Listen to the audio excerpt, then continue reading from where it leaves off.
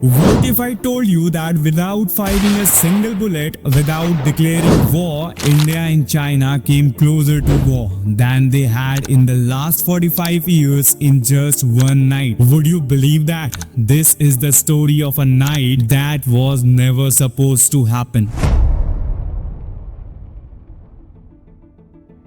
High in the Himalayas at more than 14,000 feet where even breathing feel heavy, the Galwan river was flowing below, cold, violent, unforgiving. And that night there were no warning siren, no gunshots, no artillery.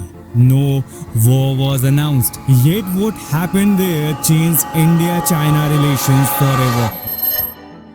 But Galwan did not begin on June 15, 2020. It began with a border that was never clearly defined. And before we go further, I want to say this honestly. This channel is still small. No big sponsors, no paid promotions, just research, efforts and time. And if this video feels different, if it makes you think even for a moment, then don't just watch it silently. Hit the like button and comment India with a heart emoji below. Not for me, but to show that you care about India and about understanding what really happens at our borders. Let's keep the target realistic. If we can reach 25 likes, that's a big win for this channel. Now let's dive into the story.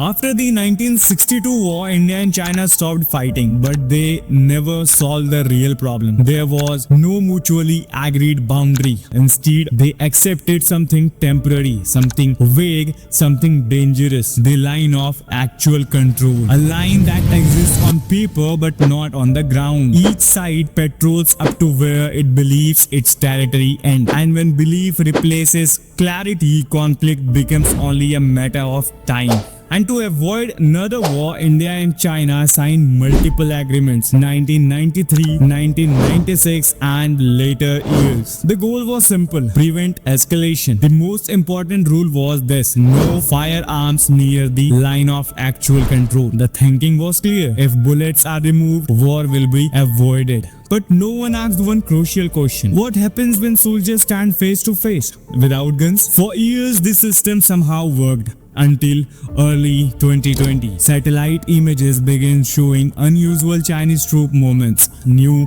camps appeared, heavy vehicles moved forward. Indian patrols were suddenly blocked in areas they had visited for years. One of those places was Galwan Valley. Galwan wasn't famous, it wasn't symbolic, but it overlooked a critical Indian road, the Darbuk Shok Daulat Beg Oldie Road, a lifeline for Indian forces. India said the road was well within its territory, but China disagreed and tension quietly began to rise. Talks were held, assurances were given. China said its troops would withdraw, and on June 15, an Indian team led by Colonel B. Santosh Babu went to Galwan Valley. Not to fight, only to verify. But what they found was not withdrawal. The Chinese troops were still there. Temporary structures were still standing. Words were exchanged. Arguments followed. Then someone paused. What followed was not a firefight. It was hand-to-hand combat at 14,000 feet in darkness, in freezing temperatures, without guns. Soldiers used stones, iron rods, improvised weapons. The terrain made everything worse. Steep cliffs on both sides, a narrow valley,